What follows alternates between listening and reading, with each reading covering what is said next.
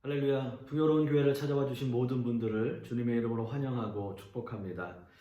저는 오늘 여러분들과 함께 세상의 허망함에 대하여 라는 말씀의 제목으로 함께 은혜의 말씀을 나누고자 합니다. 바울 사도는 성도들의 실천적 삶의 원리로 교회 안에서의 일치와 화합을 촉구하였습니다. 교회의 머리는 예수 그리스도이시며 우리는 그 몸의 지체로서 맡은 바 역할을 감당하며 하나의 교회를 위해서 서로 협력하며 함께 자라가는 거죠. 이제 바울 사도는 이렇게 예수 그리스도의 공로로 새롭게 지음받은 하나님의 백성들이 어떻게 이 세상을 살아가야 하는지 실천적인 어떤 삶의 방식을 좀 더 구체적으로 설명하고 있습니다. 즉, 옛 사람의 어두운 생활을 청산하고 새 사람의 삶의 방식을 따라 사는 것을 권면하고 있는 것이죠. 오늘 저는 이 두 삶의 방식 가운데 부정적인 측면인 옛 사람의 삶의 방식에 대해서 함께 말씀을 상고하길 원합니다.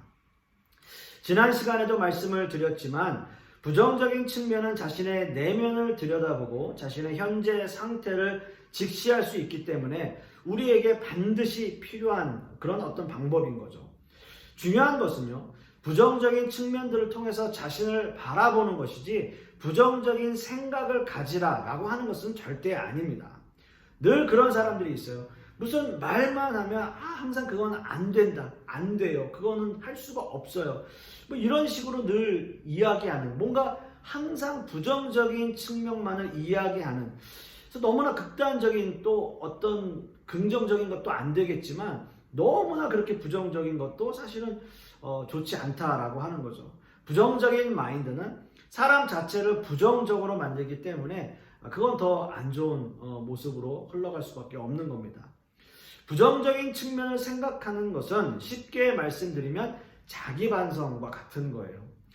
저녁에 주무실 때 하루를 생각하면서 기도를 하잖아요. 오늘 무슨 일이 있었고, 어떤 일은 내가 잘못했는데 하나님 용서해 주십시오. 또 어떤 일은 참 잘된 일이고 너무나 기쁜 일이어서 하나님 오늘 이 일 때문에 너무나 감사합니다 라는 감사 기도를 드릴 수 있는, 그래서 자신의 어떤 그런 삶을 하루를 뒤돌아보는 그런 것들이 자기 반성일 수 있다라고 하는 거죠. 이런 기도에 있어서 분명 긍정적인 측면과 부정적인 측면들이 나 자신을 돌아보는데 많은 도움이 되는 것입니다. 여러분도 기도하실 때 이런 두 가지 요소들을 잘 활용해야 돼요. 오늘 말씀 역시도 신자들의 부정적인 측면들을 들어서 긍정적인 측면을 더 극대화하고 더 강조하기 위해서 바울 사도는 이런 방법을 사용하고 있는 겁니다. 이제 오늘 이거 본문 말씀 17절 말씀을 한번 보시면, 그러므로 내가 이것을 말하며 주 안에서 증언하노니 이제부터 너희는 이방인이 그 마음에 허망한 것으로 행함같이 행하지 말라라고 말씀하고 있습니다.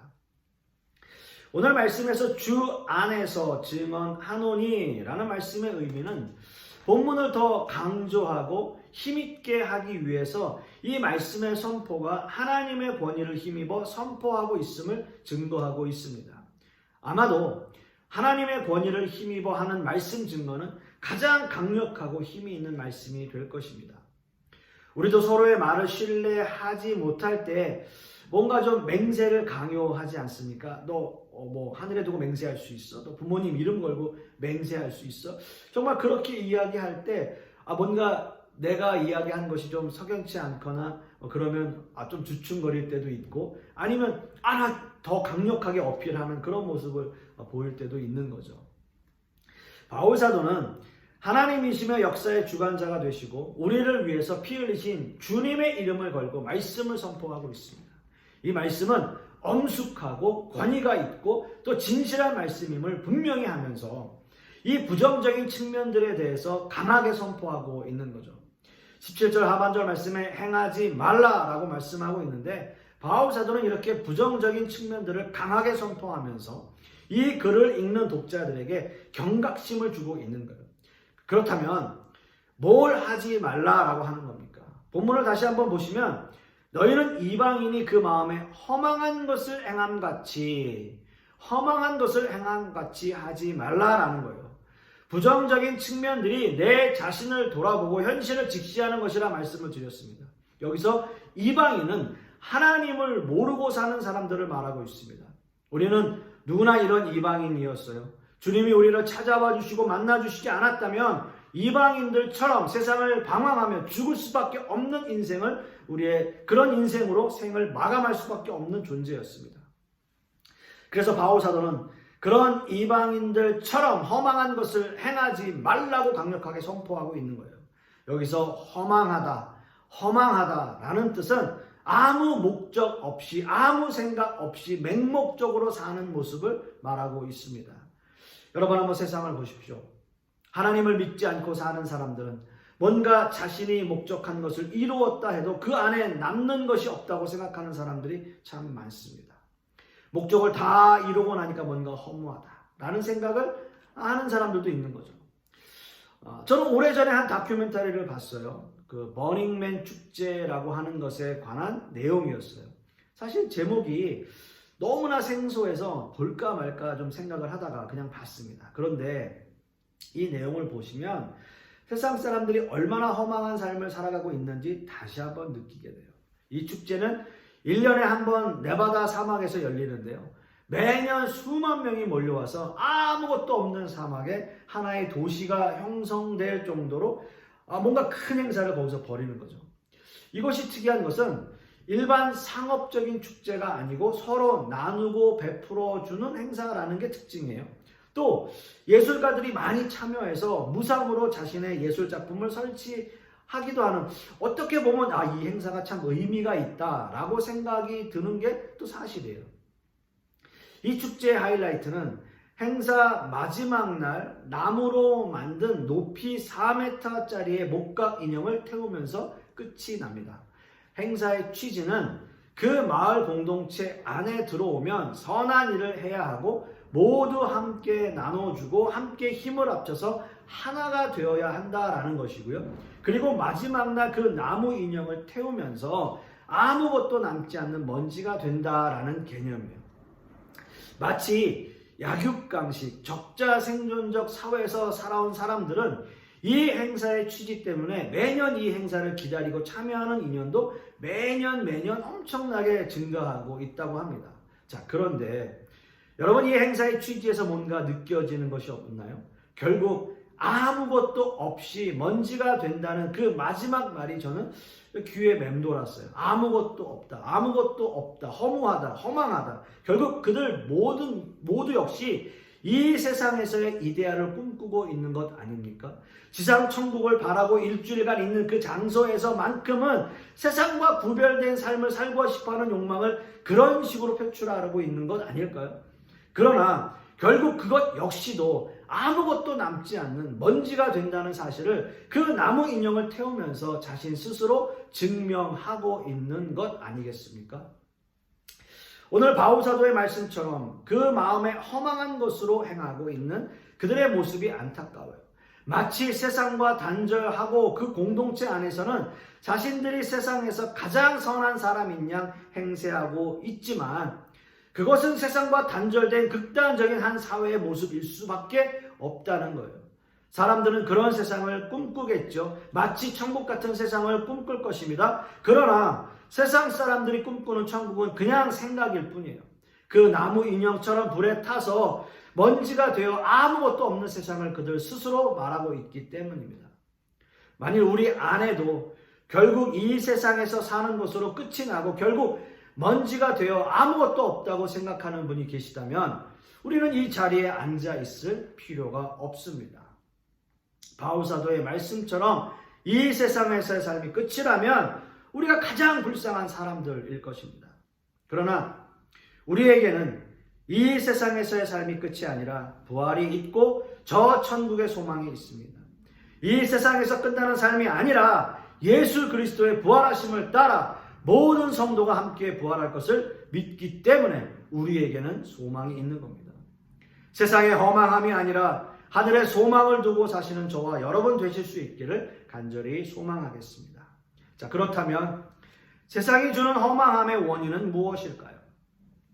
오늘 이거 본문 18절 말씀을 함께 보시면 그들의 총명이 어두워지고 그들 가운데 있는 무지함과 그들의 마음이 굳어짐으로 말미암아 하나님의 생명에서 떠나 있도다라고 말씀하고 있습니다. 첫 번째 원인, 총명이 어두워지고 라고 말씀하고 있어요. 총명이 어두워지고. 이 말씀에서 총명은 무엇을 통하여 인지한다 또는 이해한다 라는 단어의 의미를 가지고 있습니다. 또한 어둠은 늘 하나님과 대적하거나 하나님을 믿지 않는 사람들의 마음 상태나 무지함 또는 사단을 지칭할 때도 어둠이라는 단어를 사용하고 있어요. 사실 인간의 총명은 하나님을 아는 지식으로 충만하게 창조되어졌습니다. 처음 인간 아담은 하나님과 충분히 소통하며 충분한 교제를 나누며 살아가도록 창조되어졌지만 인간의 범죄로 말미암아 그 마음의 눈이 어두워져서 인간의 영혼은 하나님과 완전히 단절되고 말았어요. 이렇게 하나님을 떠나서 어둠에 갇힌 인간을 구원하는 방법은 예수 그리스도밖에 없습니다. 어둠에 있는 인간은 누구라도 자신 스스로 그 빛을 찾을 수 없으며 반드시 그 빛이 우리 마음 안에 비추어져야 우리는 그 빛을 볼 수 있게 되는 것입니다. 이렇게 예수님께서는 이 세상의 빛으로 오셨어요. 하나님이시지만 인간의 몸으로 이 땅에 오신 것입니다. 그러나 성경은 이렇게 빛으로 오신 예수님을 어둠은 깨닫지 못했다라고 말씀하고 있습니다. 요한복음 1장 5절 말씀에 빛이 어둠에 비치되 어둠이 깨닫지 못하더라. 그리고 요한복음 3장 19절 말씀에서도 그 정죄는 이것이니 곧 빛이 세상에 왔을 때 사람들이 자기 행위가 악함으로 빛보다 어둠을 더 사랑한 것이니라 라고 말씀하고 있습니다. 바울 사도가 말씀하고 있는 허망함의 원인 가운데 하나는 바로 어둠이에요.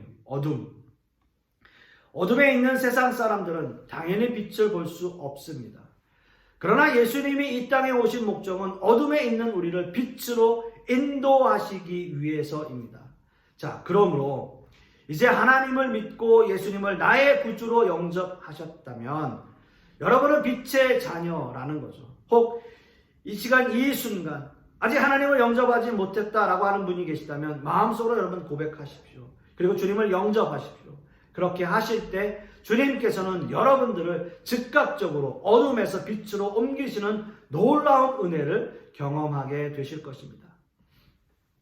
또한 세상의 허망함은 그 허망함의 원인은 마음이 굳어지고 감각 없는 자들의 모습이라고 말하고 있어요. 오늘 보면 19절 상반절 말씀에도 보시면 그들이 감각 없는 자가 되어 라고 말씀하고 있어요. 마음이 굳어지거나 감각이 없다라는 의미는 돌같이 된다 또는 무뎌지다라는 의미가 있습니다. 좀 더 원색적으로 표현해 드리면 감각이 없다는 의미는 고통스러움이 그친다라는 의미가 있어요. 여러분 이건 좋은 의미가 아니에요. 사람을 고문할 때 인두를 불에 빨갛게 달구어서 사람에게 지지는데 그 불에 데인 살이 굳어져서 아무 감각도 느끼지 못하는 상태를 의미하고 있습니다. 즉, 더 이상 슬픔이나 고통이나 아픔을 느끼지 못하는 상태로 죄에 대해서 더 이상 부끄러움을 느끼지 못하며 양심의 가책도 느끼지 못하는 상태를 의미하고 있는 것입니다. 여러분, 구약 성경에서 멸망당하기 전에 이스라엘 민족의 모습을 한번 보십시오. 예레미야서의 핵심 단어가 죄입니다. 죄. 얼마나 그 죄가 만연하고 폐역하였는지 하나님은 이방 민족들을 들어서 결국 이스라엘을 망하게 하셨어요. 그 상황을 고스란히 목격하고 있는 선지자가 바로 눈물의 선지자 예레미야 선지자입니다. 눈물로 백성들의 회개를 촉구하고 있지만 이스라엘 백성들은 죄에 대해서 더 무감각해져 갑니다. 예레미야 6장 15절 말씀을 보시면 그들이 가증한 일을 행할 때에 부끄러워하였느냐? 아니라 조금도 부끄러워하지 않을 뿐 아니라 얼굴도 붉어지지 않았느니라 라고 말씀하고 있어요. 조금도 부끄러워하지 않았고 얼굴도 붉어지지 않았다라고 말씀하고 있습니다. 비단 그것이 그 시대에만 그런 일이 있었던 것일까요? 아니에요. 어찌 보면 지금 이 시대가 죄에 대해서 더 무감각해져 있는 그런 시대가 아닐까요? 이런 예들을 드릴 수밖에 없어서 더 이상 이 말씀을 드리지는 않겠지만 하지만 제가 꼭 한 가지 드리고 싶은 것은 시대적 죄의 무감각뿐만 아니라 지금 이 시대의 성도들의 영적 무감각도 심각하다라고 하는 거예요. 감동 없는 예배, 감동 없는 설교, 감동 없는 찬양, 전혀 하나님의 임재를 경험하지 못하는 성도들, 그렇게 무감각한 영적 상태에 빠져서 방황하고 방향을 어떻게 잃어가는 지금의 신자들과 교회를 보면 참 안타까울 수밖에 없습니다. 물론 저와 우리 교회도 그런 상황들 속에서 빼놓을 수는 없겠죠. 이것이 어떻게 보면 죄의 무감각뿐만 아니라 우리의 영적 무감각 역시도 다시 회복되어야 할 의미가 그곳에 있는 거죠. 예배와 설교와 찬양에 감동이 있기 위해서는 간절히 사모하는 마음이 있어야 합니다. 여러분의 마음을 완전히 내려놓고 예배에 여러분을 맡기고요. 그렇게 해서 여러분의 영이 살아나고 모든 예배와 여러분의 삶이 늘 하나님의 은혜 가운데 머무시는 저와 여러분들의 모습이 될 수 있기를 간절히 소망합니다. 마지막 세 번째로요. 세상의 허망함의 원인에는 방탕과 방임이 있습니다. 오늘의 본문 19절 말씀을 다시 보시면 그들이 감각 없는 자가 되어 자신을 방탕에 방임하여 모든 더러운 것을 욕심으로 행하되 라고 말씀하고 있습니다. 이 말씀에서 방탕, 방임은 쉽게 말씀드리면 내버려 두는 거예요. 포기하는 겁니다. 정말 여러분이 감당할 수가 없고 어쩔 수가 없을 때 우리는 어떻게 합니까? 그냥 포기할 수밖에 없는 거예요. 내버려 두는 겁니다. 내버려 두는 거, 포기하는 것, 이게 가장 무서운 것 아닙니까? 조금의 관심과 사랑만 있어도 우리는 포기하지 않을 거예요. 하지만 포기하고 내버려 두는 것은 가장 극단적인 방법일 수밖에 없습니다. 로마서 1장 21절에서 24절 말씀을 보시면 오늘 말씀드린 것의 모든 것의 결론 부분에 해당해요. 하나님을 알되 하나님을 영화롭게도 아니하며 감사하지도 아니하고 오히려 그 생각이 허망하여지며 미련한 마음이 어두워졌나니 스스로 지혜 있다 하나 어리석게 되어 썩어지지 아니하는 하나님의 영광을 썩어질 사람과 새와 짐승과 기어다니는 동물 모양의 우상으로 바꾸었느니라. 그러므로 하나님께서 그들의 마음의 정욕대로 더러움에 내버려 두사 그들의 몸을 서로 욕되게 하게 하셨으니 라고 말씀하고 있어요. 허망하여지고 마음이 어두워졌고 어리석게 되어졌고 우상으로 바뀌었고 그들의 마음의 정욕대로 그냥 그 더러움에 내버려 두셨다는 거예요. 내버려 두사라는 말씀, 가장 무서운 말씀입니다. 결국 끝이라는 말씀인 거죠. 이 말씀의 결론은 죽음이며 심판일 수밖에 없습니다. 그냥 세상의 허망함을 쫓고 어두운 가운데 있고 세상의 방식대로 계속 산다면 그 결론은 죽음이며 심판일 거예요. 이렇게 회개하지 않고 돌이키지 않는 자들, 주님이 우리를 구원하시려 세상의 빛으로 오셨음에도 그 빛을 싫어한 사람들을 하나님은 그냥 내버려 두셨다라고 말씀하고 있습니다. 사랑하는 성도 여러분, 오늘 옛사람의 모습에 대해서 함께 말씀을 나누면서 조금은 무겁고 딱딱한 분위기의 설교라고 생각할 수 있습니다. 하지만 중요한 것은 우리가 세상에서 어떤 존재로 살았었고 이제는 하나님의 은혜 가운데 새로운 생명을 얻은 새 사람이라는 사실을 더 명확히 하기 위해서 이런 부정적인 측면들을 더 상고해 보는 거예요. 또한 어떤 의미에서는 세상의 부정적인 측면들이 이 시대의 교회들 안에 많이 침투해 있기 때문에 더욱 여러분들에게 경각심을 주고 영적으로 깨어나시기를 바라기 위해서 간절한 마음으로 오늘의 설교 말씀을 드리는 겁니다. 마지막으로 한 예를 들어 드리면서 말씀을 마치려고 합니다. 낙하산을 타는 사람들은 그라운드 러시라고 하는 그것을 두려워해서는 안 된다라고 해요. 그라운드 러시. 낙하를 하는 사람이 하강할 때 가속도가 붙어서 땅에 가까워지는데도 그 속도에 매료돼서 낙하산을 피는 시간을 놓쳐버리는 현상을 말한다라고 하는 거죠. 만일 스카이다이버가 낙하에 매료되어서 그라운드 러시를 놓친다면 그의 결국은 불보듯 뻔한 일입니다. 그때는 낙하산을 편다고 해도 이미 늦은 거예요. 이미 교회는 세상적으로 많은 비판을 받고 있습니다. 교회를 다니는 성도들 역시도 세상에서 성숙하지 못한 모습으로 비난을 받고 있는 것이 사실이에요. 물론 목회자들도 마찬가지입니다. 엄청난 속도로 하강하고 있는 이 시대의 교회의 모습에서 그라운드 러시를 놓치지 않는 우리 모든 교회가 될 수 있기를 간절히 소망하겠습니다. 기도하겠습니다. 하나님 감사합니다. 하나님의 은혜 가운데 우리가 살아가고 있는데 말씀의 은혜 가운데서 정말 영적으로 무감각해져 있는 우리가 깨어나고 하나님의 말씀대로 사는 우리 모든 성도님들 되게 하여 주시옵소서. 주님 감사드리며 예수 그리스도 이름 받들어 기도드렸사옵나이다. 아멘.